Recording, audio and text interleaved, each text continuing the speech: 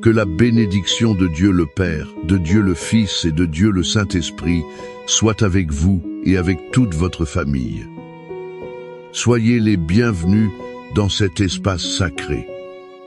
C'est un temps que nous séparons pour nous connecter avec l'Éternel.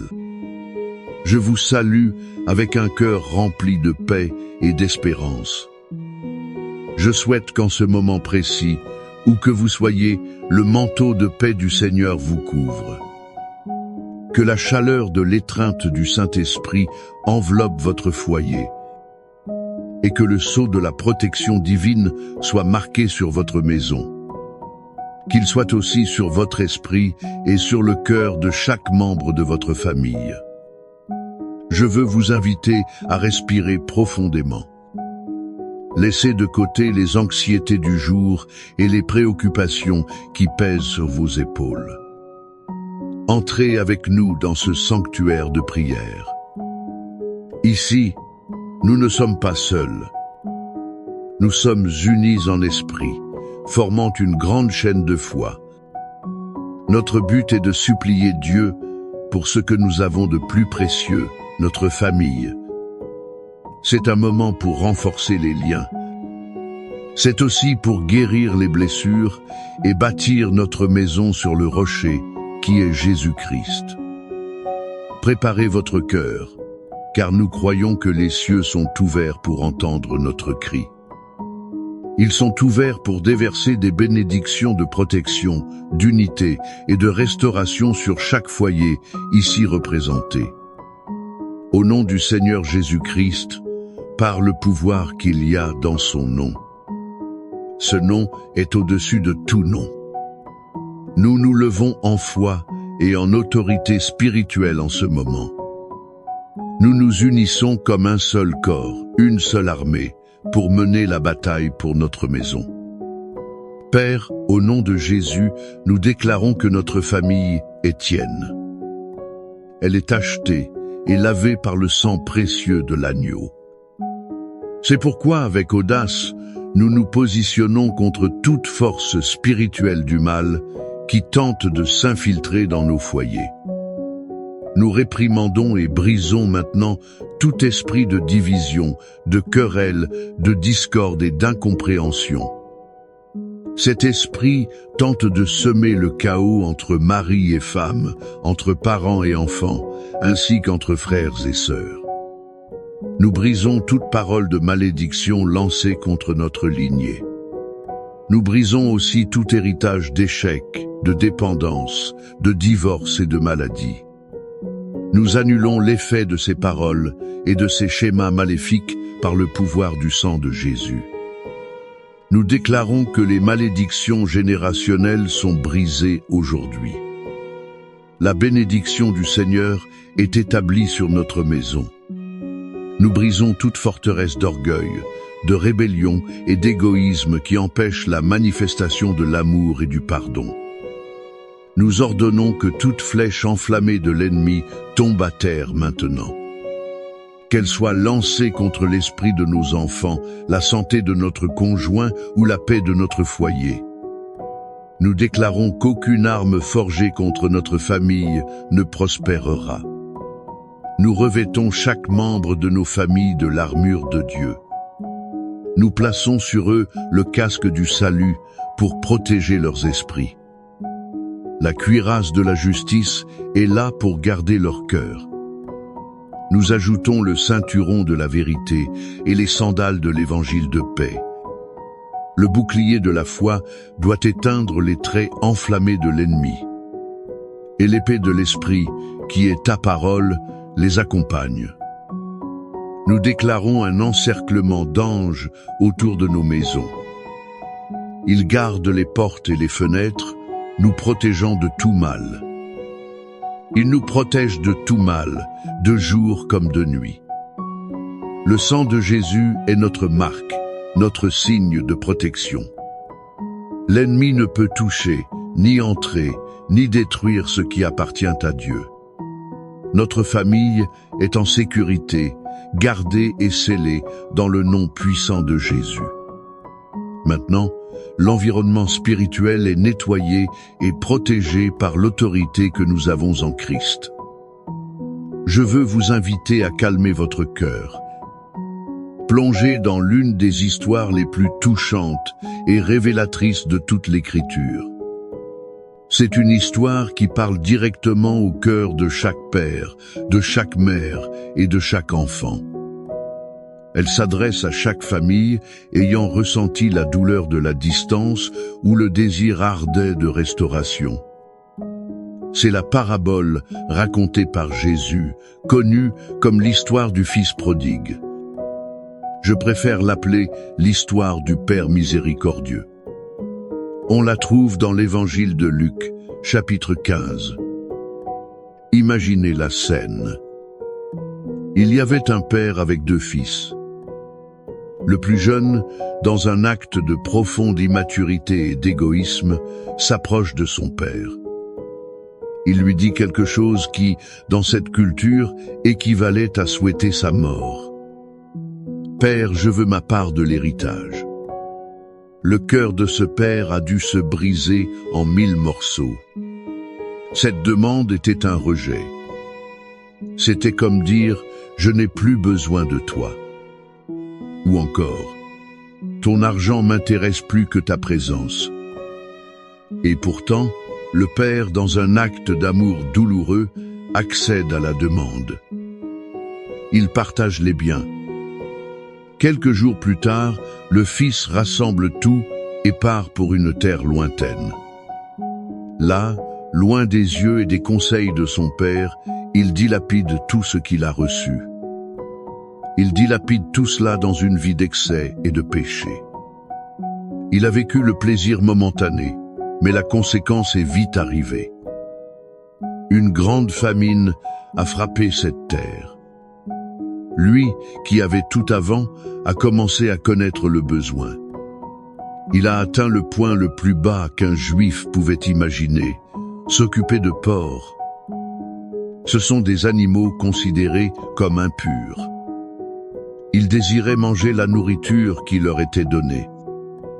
C'est au fond du puits, dans la boue, l'estomac vide et le cœur brisé, qu'il revint à lui. Il s'est souvenu de la maison de son père. Il s'est rappelé que même les plus simples serviteurs de son père avaient du pain en abondance. Pendant ce temps, lui mourait de faim. Une étincelle d'espoir a jailli au milieu du désespoir. Il a décidé « Je vais retourner chez mon père ». Et ici, mes frères et sœurs, se trouve le cœur du message pour nous. Pendant que le Fils était loin, que faisait le Père? La Bible nous donne un indice puissant. Elle dit « Il était encore loin quand son Père l'aperçut ».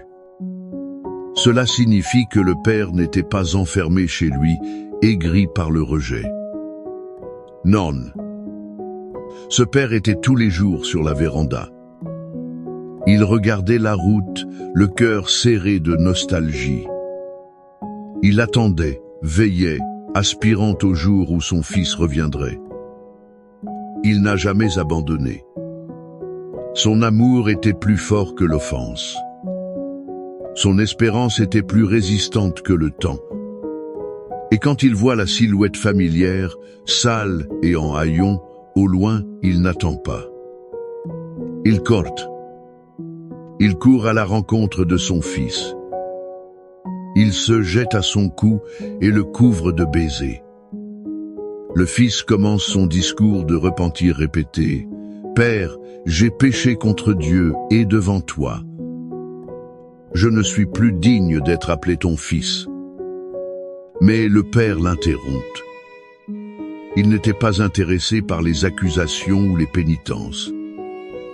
Il était intéressé par la restauration de son fils. Il crie au serviteur « Apportez vite la plus belle robe. Mettez une bague à son doigt et des sandales à ses pieds. Apportez le veau gras et tuez-le. Nous allons faire la fête et célébrer, car ce fils qui était mort est revenu à la vie. Il était perdu et il a été retrouvé. » Quelle profonde leçon tirons-nous d'ici pour notre famille? La première est celle-ci. L'amour de Dieu le Père pour nous est inconditionnel et infatigable. Cet amour s'étend aussi à nos proches.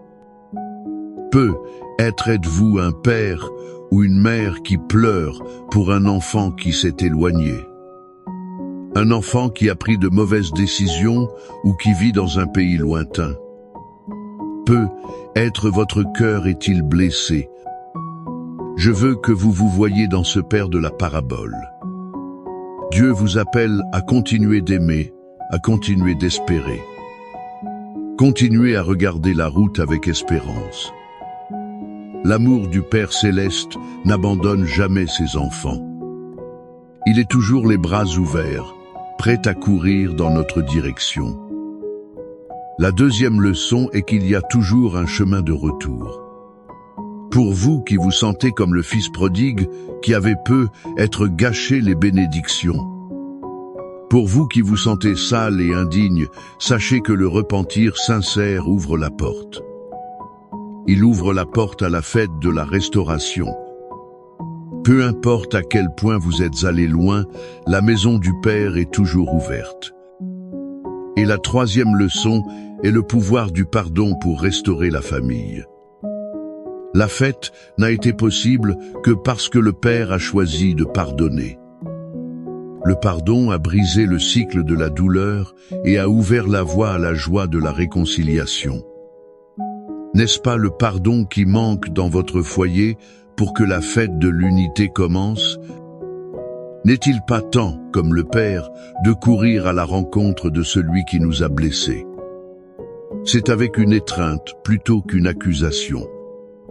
De ce cœur de père qui aspire au retour de ses enfants et qui se réjouit de la restauration, nous nous accrochons maintenant à ses promesses de protection et de soin. L'histoire du Père miséricordieux nous montre son caractère. Et les psaumes nous montrent ses promesses. Le psaume 91 est la promesse de protection que ce Père aimant fait à chaque enfant qui s'abrite en lui. C'est la déclaration que, sous ses ailes, nous sommes en sécurité. Et le psaume 23 est la certitude que ce même Père est notre bon berger. Il nous guide, nous pourvoit et nous console en toutes circonstances de la vie. C'est pourquoi je vous invite maintenant à fermer les yeux, si possible. Posez votre main sur votre cœur ou tendez-la vers votre famille. Recevez ces mots non comme une simple lecture, mais comme un décret de foi. C'est une appropriation des promesses du Père sur votre vie et votre foyer. Écoutez avec foi la parole du Seigneur dans le psaume 91. Celui qui habite dans le lieu secret du Très-Haut reposera à l'ombre du Tout-Puissant. Je dirai de l'Éternel, il est mon Dieu, mon refuge, ma forteresse, en lui je me confie. Car c'est lui qui te délivrera du filet de l'oiseleur et de la peste pernicieuse. Il te couvrira de ses plumes. Tu te confieras sous ses ailes. Sa vérité te servira de bouclier et de rondache. Tu n'auras pas peur des terreurs de la nuit, ni de la flèche qui vole de jour, ni de la peste qui marche dans l'obscurité, ni de la destruction qui dévaste en plein midi. 1000 tomberont à ton côté, et 10 000 à ta droite, mais cela ne t'atteindra pas. Seulement de tes yeux tu regarderas, et tu verras la rétribution des méchants. Car toi, ô Éternel, tu es mon refuge. Tu as fait du Très-Haut ta demeure. Aucun malheur ne t'arrivera, et aucun fléau n'approchera de ta tente. Car il ordonnera à ses anges de te garder dans toutes tes voies. Ils te porteront sur leurs mains, de peur que ton pied ne heurte une pierre. Tu marcheras sur le lion et sur l'aspic. Tu fouleras le lionceau et le serpent. Puisqu'il m'a tant aimé, je le délivrerai aussi. Je le mettrai en lieu sûr, car il a connu mon nom. Il m'invoquera, et je lui répondrai. Je serai avec lui dans la détresse. Je l'en retirerai, et je le glorifierai. Je le rassasierai de longs jours, et je lui montrerai mon salut. Père bien-aimé, notre Père miséricordieux, fort de ta parole et inspiré par ton amour infini, nous nous présentons devant toi en prière. Nous te remercions parce que tu es un Dieu qui restaure, qui unit et qui protège. Et en ce moment, nous plaçons chaque famille qui écoute cette prière sur ton autel. Seigneur, nous prions pour ce fils ou cette fille qui, comme le prodigue, s'est éloigné de la maison et de tes chemins. Où qu'il soit, Père, nous te demandons que ton Saint-Esprit les atteigne. Qu'ils reviennent à eux-mêmes, qu'ils ressentent la nostalgie de la maison du Père. Qu'ils trouvent la force de revenir. Prépare le cœur des parents à les recevoir avec fête et pardon, non avec accusation. Nous implorons la restauration des mariages qui sont en crise. Là où l'amour s'est refroidi, où la communication s'est brisée, où l'infidélité a causé des blessures profondes. Nous demandons, déverse ton baume de guérison. Restaure l'alliance, le respect, la complicité et l'amour. Que mari et femme se voient comme tu les vois. Qu'ils luttent ensemble pour la famille que tu leur as donnée. Nous prions pour la réconciliation entre les membres de la famille. Là où il y a des disputes entre frères, des ressentiments entre parents et enfants, ou des querelles pour l'héritage ou des paroles dures, nous demandons que l'esprit de pardon soit libéré. Brise l'orgueil, guéris les souvenirs douloureux et unis les cœurs dans ton amour. Et, comme tu le promets dans le psaume 23, sois notre berger. Pourvois à tous nos besoins. S'il y a un manque de provisions financières, ouvre les portes, multiplie les ressources. Fais en sorte que rien ne nous manque. S'il y a une maladie dans le corps, ou l'âme de quelqu'un dans notre famille, nous déclarons ta guérison sur eux maintenant. Que toute douleur, toute maladie, toute dépression, toute anxiété soit réprimandée. Qu'elle fasse place à ta santé et à ta paix qui surpasse toute intelligence. Nous te demandons, couvre-nous de ta protection promise dans le psaume 91.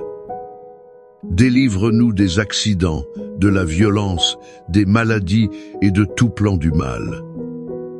Que notre maison soit un lieu de paix, un refuge sûr, une anticipation du ciel. Maintenant, je veux vous inviter à un acte de foi. Écrivez ici dans les commentaires le nom de votre famille ou votre demande de prière spécifique. En faisant cela, vous ne faites pas que taper des mots. Vous libérez votre foi. Vous vous unissez à ce puissant courant d'intercession. Nous allons prier pour chaque nom, pour chaque demande. Nous croyons que Dieu entend et répond aux cris de ses enfants.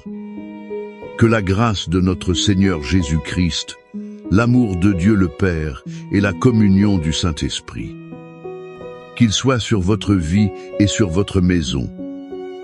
Que vous sortiez de ce moment de prière avec une foi renouvelée. Sortez avec un cœur rempli d'espérance.